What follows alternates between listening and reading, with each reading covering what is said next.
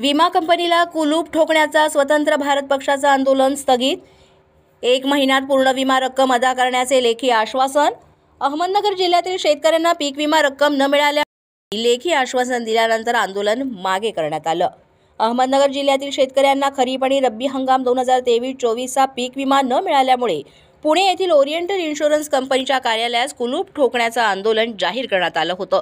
स्वतंत्र भारत पक्षाचे अध्यक्ष अनिल घनवट, महिला आघाडीच्या अध्यक्षा सीमाताई नरोडे, नगर जिल्हाध्यक्ष निलेश शेडगे, महिला आघाडी जिल्हाध्यक्ष सुनीता वानखेडे यांच्या नेतृत्वाखाली आंदोलन करण्यात आलं। विमा कंपनीचे राज्य व्यवस्थापक विनायक दीक्षित यांनी आंदोलकांशी सविस्तर चर्चा केल्यानंतर 31 ऑगस्टपर्यंत सर्व रक्कम अदा करण्याचे लेखी आश्वासन दिले।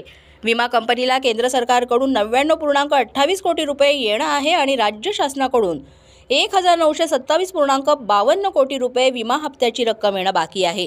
ती 3 आठवड्यात मिळेल अशी खात्री असल्यामुळे 31 ऑगस्टपर्यंत सर्व रक्कम अदा होईल असं आश्वासन विनायक दीक्षित यांनी दिलंय। 31 ऑगस्टपर्यंत विमा रक्कम अदा न केल्यास 3 सप्टेंबर 2024 रोजी कृषी आयुक्त कार्यालय पुणे यांच्या कार्यालयाला कुलूप ठोकण्याचं आंदोलन करण्यात येईल असं स्वतंत्र भारत पक्षाचे राष्ट्रीय अध्यक्ष अनिल घनवट यांनी जाहीर केलंय। Bureau report, Marathi 9 news, Ahmednagar.